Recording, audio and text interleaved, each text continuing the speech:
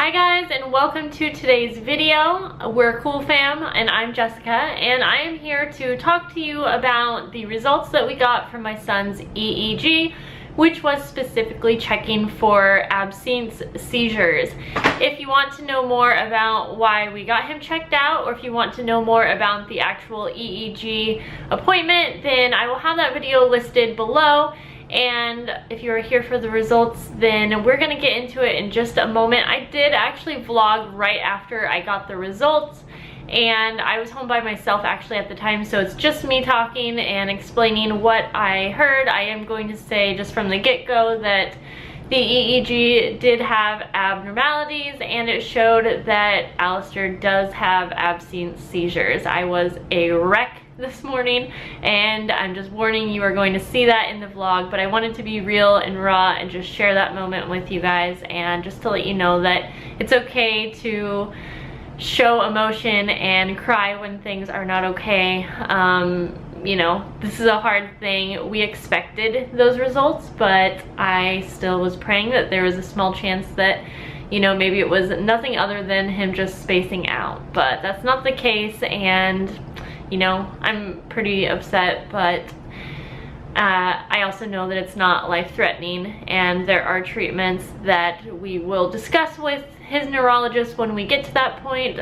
So I do want to just give you a heads up. The next update probably won't be for maybe 3 weeks, because we have to go see a neurologist now, and that's when we will look into what's causing these seizures and what treatment will work best for Alyster, and I will continue to share that with you. I hope, you know, if anyone else is going through this with their child, this can be helpful to you. This type of seizure goes undiagnosed and unnoticed all the time because it can be a really hard thing to diagnose, and it can be a really easy thing to actually miss or just kind of throw off as your kid is spacing off. But I am very lucky and happy that we were able to catch it, and that, you know, we got to get into the doctor right away and get his EEG and everything. So we're just gonna hop right into the vlog, and that's gonna be all for today's video. So I will see you in the next one, and thank you so much for your support and being so kind and caring. We really appreciate it, and it means a lot. Hi guys. This is gonna be a tough one. I'm gonna be crying, I can tell you. I feel it coming on. But I'm gonna try to pull myself together and talk to you guys a little bit later. So it had been a couple weeks since we had heard anything about the results of Alyster's EEG. So yesterday my sister said, you know, she suggested calling, and I was like, well, I was just gonna wait, but I was like, yeah, it's been a couple weeks, so I thought I would call. And they had called me this morning, and well, they got the results, and it showed that there are abnormalities in his EEG,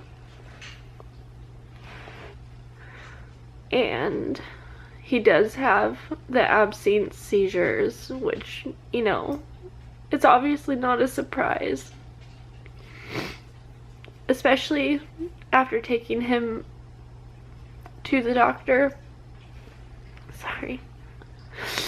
Hans and I have been paying, you know, a lot closer attention, and also these seizures have been happening a lot more. Gosh, I would say probably up to 10 times a day, maybe not always that much, but probably average like 5 to 8 times a day, but sometimes like up to 10 times a day it's happening.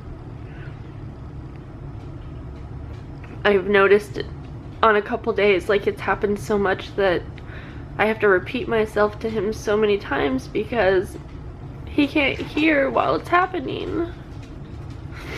And most of the time they're pretty quick. Like, I would say that most of them are probably like 5 seconds, like super quick, but then there's a handful of them that can last up to maybe a little under 15 seconds. It's hard to tell because I haven't, you know, I haven't been timing it, and I feel like seconds are kind of hard to judge, and especially when I'm just like, I don't know, I'm worried every time that it happens. And I know I've read a lot saying that they're not super dangerous, but that's something wrong with my baby's brain. And, you know, this means that he has a higher chance of other seizures. It means, it can mean a lot of things, and we don't know, at this point, obviously, we don't know what is causing them or what has caused them. I mean, these seizures, if you don't know, from what I've read, they're pretty common in kids his age. And at first I felt like that information kind of eased me. It made me feel a little bit better, because I'm just like, well, if it's that common, like, it's not a big deal. But I don't know, just a little part of me was just like kind of hoping that that's not what it was going to be. But I mean, I obviously knew, and I'm sure I've talked about it in the vlogs, like, I mean, I just knew from everything that I've read, and just from paying closer attention to when it's happening and noticing that he can't hear us during it. I've noticed different things that can trigger them, like when he's running, which would probably go back to, there's a test they do called the hyperventilation test, and basically hyperventilating brings them on. So, you know, any heavy breathing can bring that on as well. Any bright blinking lights can bring them on. So yeah, anyways, he's at my mom's house right now, and I haven't actually told Hans because I didn't want to call him and tell him over the phone while he's at work. I want to tell him when he's home tonight. I think he's probably going to be upset too. So, I mean, obviously he will. Well, anyways, guys, I just wanted to thank you guys for your support. And I know that we will get through this. We have to meet with a neurologist. So, that's going to take a couple weeks. They said it'll take a couple weeks to get the referral and get an appointment set up. So, you know, we are obviously going to keep you guys updated.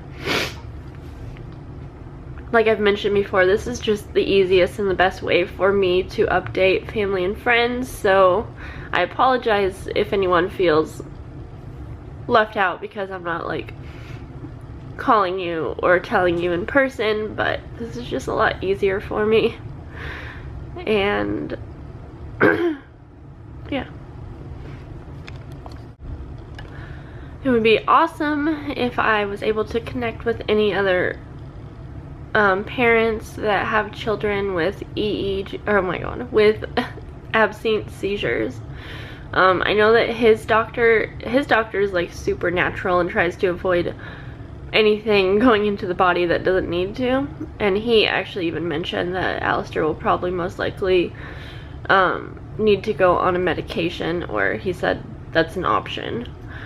But I've heard other people mention a few other options and things that we can do, and you know, I just want to do what's best for him without putting too much into his precious little body. So if you do have a child with the absent seizures, I would love to hear what you guys do, and just anything that you can share with me to know that I'm not alone. So I'm gonna go, guys, but thank you for listening, and we'll just talk to you later. Bye.